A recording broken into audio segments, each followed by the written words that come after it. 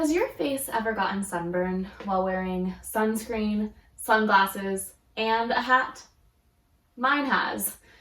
Impressive, I know, right? It was my first week as a researcher in the field in the tropics, working on a small motorboat in the Panama Canal. More specifically, I worked in a tiny town in the middle of Panama called Gamboa. Gamboa is a study in industrialization, where looking in one direction, you come face to face with some of the largest ships I've ever seen meandering down the winding Panama Canal. It's truly a marvel of human engineering. These ships carry oil, cars, cargo, food, people, and when you think of the canal, you might picture locks and concrete and industrial equipment. But in Gamboa, if you turn in the opposite direction, you're now within feet of extremely dense, highly biodiverse tropical jungle. Jungle so thick where if you decide to walk straight in some places you can't make it more than 3 feet without a machete. The jungle, however, used to be a lot bigger. To make way for the canal, around 300 million tons of earth were removed. Large swaths of lush rainforest valley were flooded to create Lake Gatun, an artificial lake in the middle 21 miles of the Panama Canal.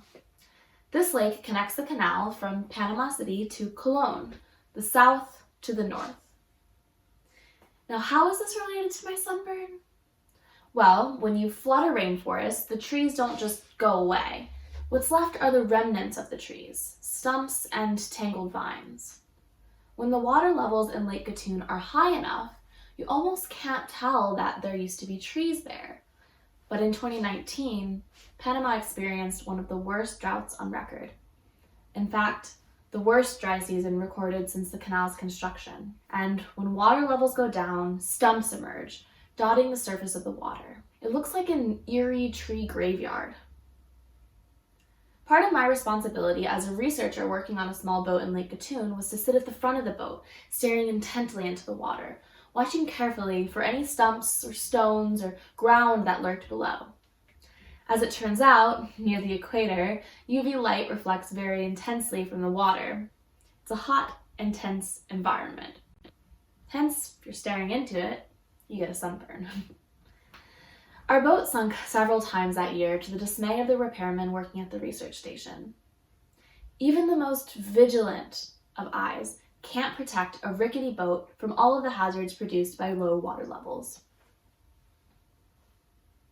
Droughts like this are just one of the many manifestations of climate change.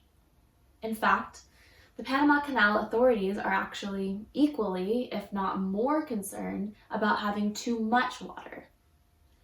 As temperatures and water levels rise, overflowing lakes and reservoirs can damage the canal's infrastructure. In the past, this has meant that the canal has had to close, cargo and deliveries delayed as ships stand by, waiting for the water levels to go down. You see, climate change simultaneously causes too much water and too little. The balance of the water in the wet and dry seasons in Panama is thrown off, and humans suffer as a result. At first, maybe that your new car shipment is delayed, or you're late getting back to work from your cruise because it can't get through the canal. Eventually, the result will be much more than a minor inconvenience. So how do we predict and respond to this? How do we make sure that we protect ourselves from the devastating effects of climate change? Well, we try our best to predict how things will change and respond to that before things become dire. In Panama, authorities are looking at land management strategies and planning new reservoirs. For a canal, if the problem is water, there are some solutions. But the challenges are not just limited to canals or the Panama Canal itself. Unfortunately, though, we don't know how to predict all of the potential results of climate change and their timelines. Climate scientists do their best to include an extensive number of variables into their models. But even the best of models can't include things that we have little understanding of in nature. In order to try to help build a better model of how animals will respond to climate warming, I study how microorganisms interact with environmental change. Microorganisms are ubiquitous. There are some 10 to the 30 microbial cells on Earth. That number is more than 1 trillion times 1 trillion. They constitute the unseen majority of life. These organisms are highly diverse, and they colonize even the most extreme environments on our planet. Microbes, microorganisms, germs, whatever you know them as, they've been there, quietly, in the background, sustaining every form of higher life. Through roles such as biogeochemical cycling, which is converting nutrients into forms that are accessible to plants and animals, decomposition, and animal metabolism. We also now know that the microbes that live in and on organisms also contribute to important processes such as immune system and neurological development.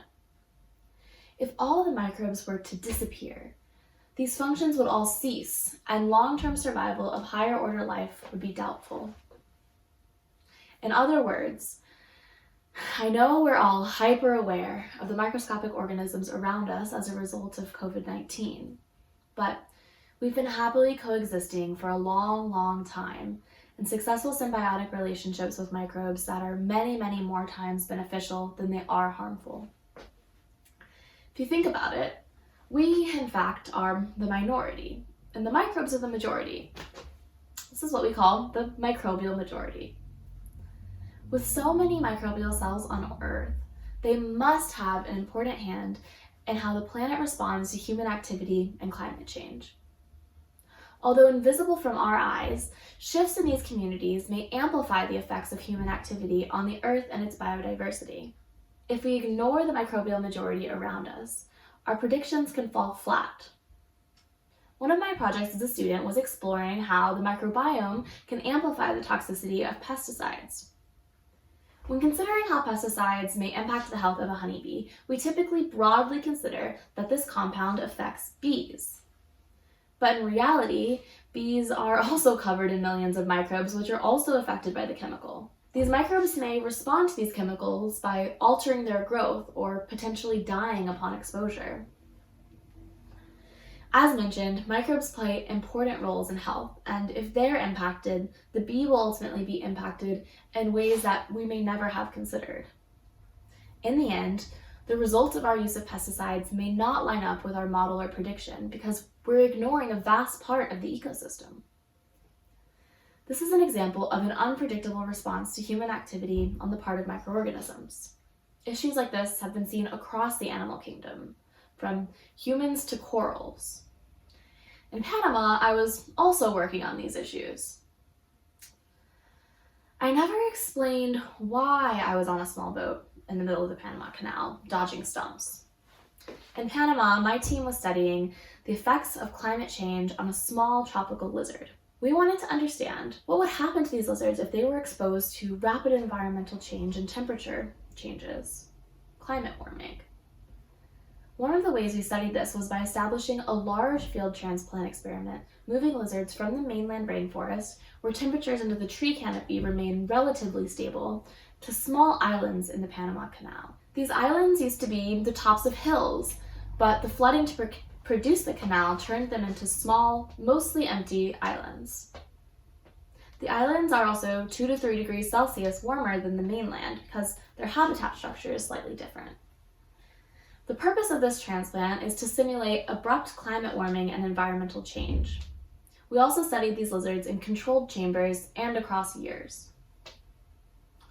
My field experiment goal was to compare lizards across years with the mainland as a control and the transplant islands as my treatment condition.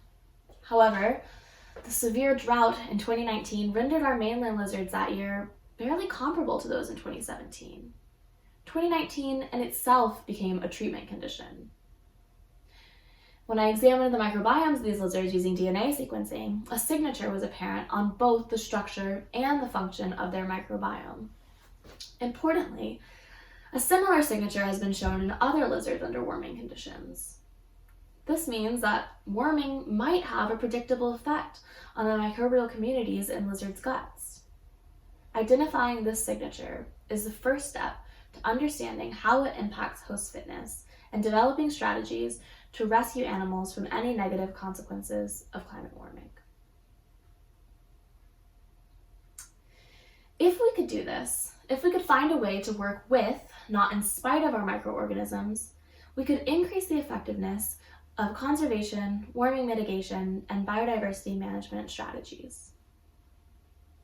Scientists have proposed ways to harness the power of the microbial majority to help us to restore our planet to a stable and healthy biosphere. Strategies that work with, not in spite of our microbial communities, are likely to have profound impacts on the restoration of our planet and the mitigation of climate change. We cannot fully predict the rate at which climate and other stressors will impact the Earth without taking into account the contributions of the microbial majority. There are so many moving pieces of ecosystems, many invisible to the naked eye, that we've only just begun to understand. As humans deforest, mine, and disrupt the Earth in search of fuels, raw materials, and profit, we are impacting ecosystems at all levels, with cascading effects that we may not understand the implications of for many years. And while today I've spent a lot of time talking about what has happened in Panama, today I'm standing in Boston, which has been ranked number 8 on a list of cities most vulnerable to flooding due to sea level rise. By 2070, it's thought that sea levels in Boston might rise as much as 7 feet. Again, these are just models, and as we've discussed today, we don't know everything. And the real scenario might be much worse. But it could also be significantly better if we can motivate a real sense of urgency and action. There's still time to ward off the most severe impacts of climate change. When we talk about climate change, I know that it can feel paralyzing. It can make you want to look away, but you can't look away. Unfortunately, like many things in life, ignoring this problem does not make it disappear. I want to leave you with some general and some specific action points. First, I want you to be compassionate with yourself and with others. As you may have noticed over the past few months, in a crisis, people respond in very different ways. One thing you have to be sure of is to not misplace your anger and your blame onto yourself and onto others. Focus on the solutions and how we can move forward. One of the most important things that you can do is to start learning and having conversations with people about environmental change. Start exploring documentaries, YouTube videos, reading resources that can help you understand the issue and have productive conversations with others. But even more than being aware is to translate that awareness into action. Even if you accept that climate change is real, many of us table the problem at that. It's not hard to find ways to make an impact that fit into your life. People often recite the 3 R's: reduce, reuse, recycle. But I'd like to emphasize a 4th: refuse. Know when you don't need to accumulate more stuff. Be willing to say no when offered free items or when you're advertised new items to replace ones that you already have. For example, refusing a new shirt that's similar to all the other ones that you have can be a start. The fashion industry comprises 10% of the world's carbon footprint, and it takes 2,700 liters of water to make a t-shirt. Take public transportation as much as you can. This is rated one of the top items that you can do to decrease your impact on the climate from a recent study. Eating less meat, avoiding just 1 flight per year, and buying a more efficient car when it comes time to purchase can also have a significant impact on your carbon footprint. Individual actions add up, but it's time for us to start having the conversations that turn the table on the public view of environmental change. It's our planet that we share with things much, much bigger than ourselves, and the much, much smaller things that I've told you about today. There's a lot left unknown, but what we do know is that we have to act, and to act decisively. Thank you.